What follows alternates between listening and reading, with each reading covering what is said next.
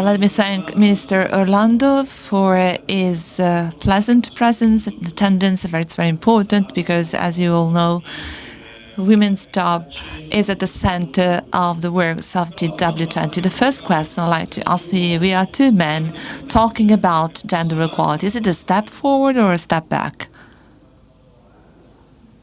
There's no order. Well, I think it's a step forward. This theme has been included in our agenda, in the men agenda, so it's not to be given for granted. And I believe that we are living this as an element that influences the competitiveness of systems, the level of cohesion, and it's an important cultural shift. So I don't think that the fight for gender equality is just to be delivered to women's fight. That's a battle for social systems and democratic balances that should be more advanced. So I think it's a battle we should all embrace.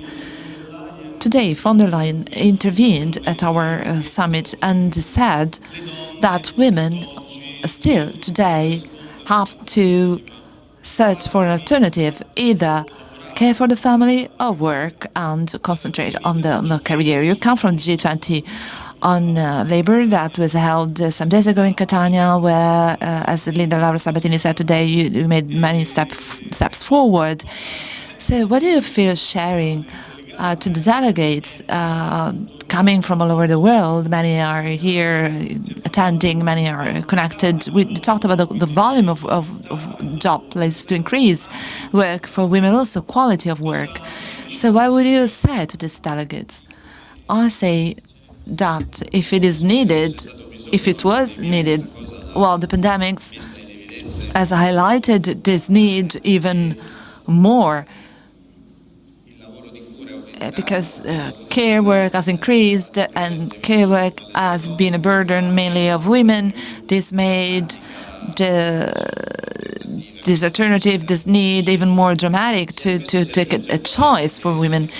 And if you consider also the wage gap, you realize the rationale for which many women get out of the labor market, and many were compelled, forced to leave the labor market. It was not only women cast aside due, according to figures, the fact that on average women are more employed with fixed-term contracts that were not renewed. But we have to think at this picture in our mind, in the kitchen or in the living room of the families. When family members decided we were supposed to go back to work, they decided that men were to go back working, and women, for women it was less convenient in terms of the family budget and the wage. It was even more difficult because women usually have the burden of the care work. So these two factors had a great impact and have a too high impact still today. That's why I think that we have on the one hand to strengthen social infrastructures and so make this alternative less drastic for women. On the other hand, care work should no longer be a prerogative or to a lower extent of women. And third, working on the wage gap, because that's an element that, of course, guides the convenience of certain choices beyond the stereotypes and traditions, which have, of course, a role. And then in the family budget, it is decided that the person who's supposed to stay at home is the one who earns lower wage, and that's women. So this is another issue that we have to tackle. In G20, I think we made a step forward, an important one, for a precise reason. First of all, the context. We're talking about, of course, I want to make a diplomatic incident. Anyway, not all countries are characterized by this urgent need for gender equality. Let's put it in this way. Instead, this issue was more than welcomed and received as a core topic from everyone, because, as you know, that you proceed only if you have a unanimous consensus. So this it was one of the 3 points in the agenda was transposed, and this is another step forward because we identified certain targets that do not only indicate certain objectives, as it often happens in this declaration, but there is an annex enclosed to the declarations of ministers. There were certain targets set down which indicate which are supposed to be the step forwards, the progress obtained in the next year that are even more ambitious than the Brisbane ones, which indicated certain targets. I think that it was a great part of the debate, and I believe that this choice was impacted by the lesson learned in the pandemics, social welfare and inequalities, the quality of work and gender equality at work wouldn't be so easily accessible and wouldn't get that sharing, that wide sharing, if we didn't have the lesson of the pandemics. So we have to grasp this opportunity. We have to know that this disruption is not going to last forever. Of course, I don't want to be pessimistic, but not always the humans do learn from their mistakes and limits. So it's not to be given for granted that this awareness is going to last forever. Anyway, I think we have to grasp this opportunity today because we have a global favorable context to have certain fallbacks also in the international context. It is usually said that these declarations have a limited value. Well, first of all, one of the parameters indicating the objectives is not only principle-based indications. Instead, these indicators provide to civil societies and NGOs and all the different stakeholders fighting for the implementation of these rights some points of reference, some themes on which to leverage, because many countries of the G20 today are going to fight, are going to demonstrate in the squares or make a fight at the parliament to reach these goals, and this cannot be the case, as it happened in other occasion, to be considered the enemy of the interests of that country, because this was going to be demonstrated according to the declarations that those countries have underwritten. So it depends also on internal relations, on how these fights can be supported and movements. This can make the difference. I think that this inclusion in the agenda is very important, and it was supported by leading countries that shared our approach.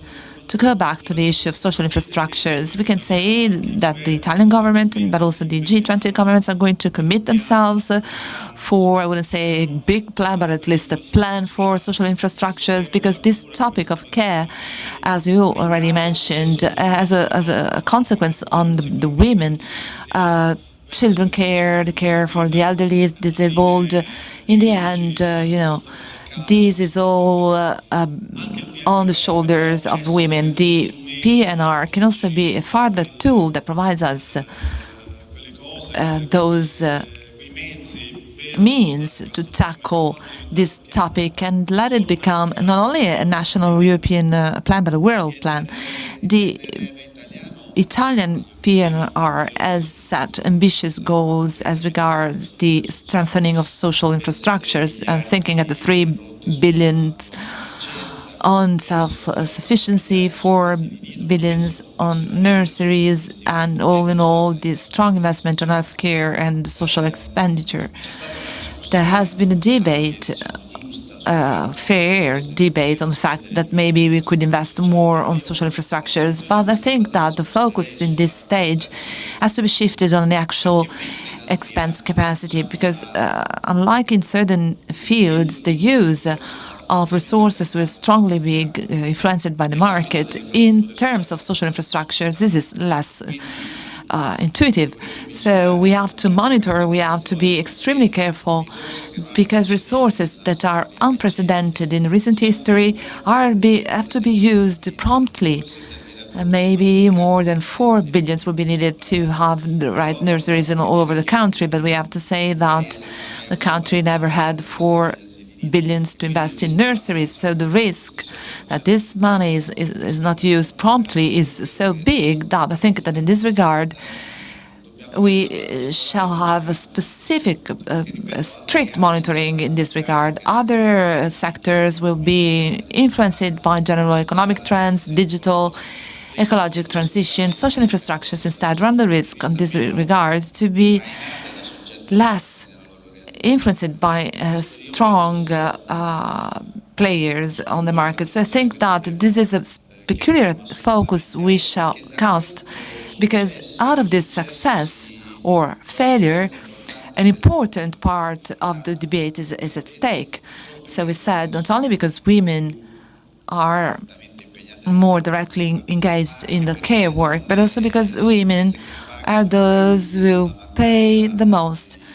The lack of structures that would alleviate their work care.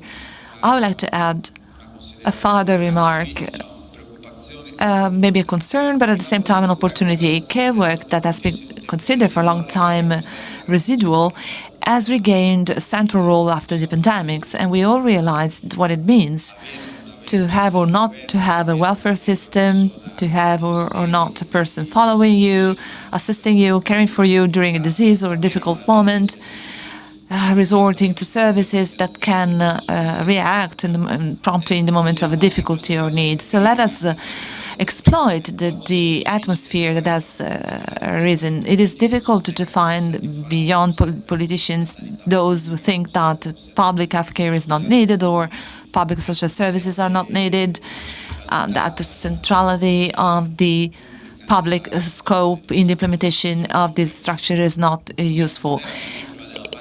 Before the pandemics, it was not like this, and this is going to go on for a longer time. Maybe there could be a more profit-oriented approach, less careful of social dividends or investments. Of course, we have to fight against these trends, but we have to act promptly in order to reach these goals. Today, we have some positive signs, because after the months in which there was a fall in women's occupation, the first signs of these months up to June are reporting a recovery of women's work, coming back of women into the labor market. We are still confined to fixed-term contracts, so it's not an open-ended. These are not open-ended contracts, but it is at least a step forward. There is another good news that maybe could be considered not relevant, but instead it is really important, according to the analysis of tools to counter poverty. I would like to thank the social partners who obtained this result. Confindustria Servizi has just finalized the contract of multi-services cooperatives that was not renewed for more than 10 years now. Why am I saying this? Because it's a matter of the sector. Well, 600,000 people work, and this is mainly women. So when you say, why do not we have a return? Well, the issue of wages is really over-neglected, especially in less qualified works of services, and the fact that there is a new contract that is recognizing monthly more than €100 increase per contract. That's a good news, and we hope it's not to be just a single case. A final question. In the report issued by the G20 in Catania, you also referred not only to public or private work as employees, but also the factor of the women, that added value that women can give in the entrepreneurship. That's the focus that is present also in these works.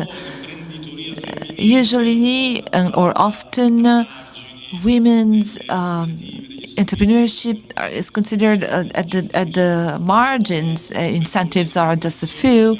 Training programs are not properly developed. Financial assets are not allocated. So from this point of view, what can we improve? What can we do more? What did you say in Catania about this? Well, in all reconstruction plans or recovery plans, we tackle these issues. So in our PNRR, we can do more, meaning that working on training programs is very important. We can work increasingly to avoid excluding women's businesses or considering this just marginal or residual compared to the overall business world. This could be the turning key to recover the competitiveness in certain sectors. And moreover, I believe that we should also dwell on the issue of active policies at work. We are going to perform more than 4 billion investments, so the attention attached to active policies for women will be very high. And it has to be strongly related also to the self-entrepreneurship dynamics. Let us not forget that among the loss of jobs, one of the biggest share was women's work, autonomous work, and professional jobs. This is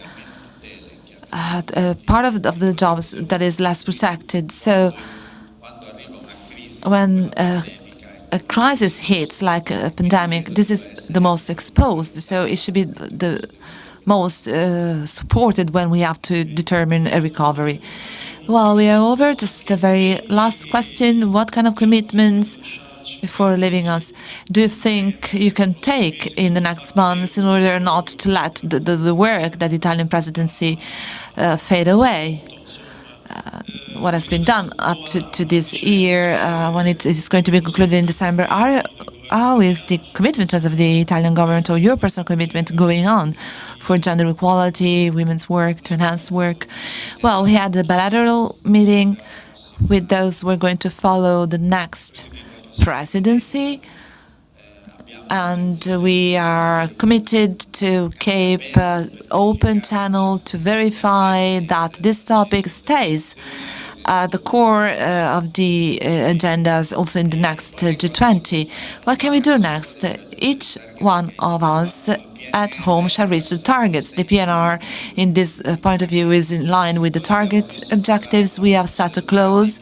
I think it's extremely important from both from the political and the practical viewpoint. That's 30% of women's hiring in organizations participating to the PNRR. I think we have to not only monitor so that this clause is fully enacted, but to have it become a matrix that it regards not only the PNRR, but the whole of public investments that are going to be accomplished. If we were to multiply this reasoning for all the public tenders and services and all the different scopes in which we can really act proactively to really make the difference on economic trends, I think that we are going to get a great return as a consequence. I think that from this point of view, the choice of putting this in the right scope, including this in the plan to identify the model that we want after the pandemic. So we keep on saying that we do not want things to be as they were before. We have set it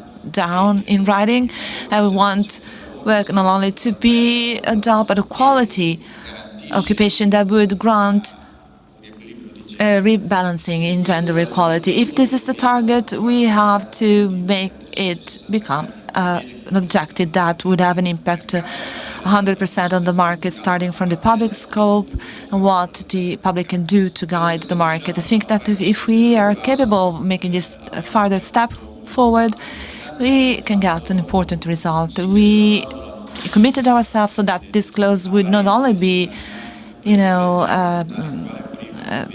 digression in a bigger dynamic. Instead, this can be the enabler of the trigger of a virtuous cycle that would influence the whole economic model. Thank you, Minister.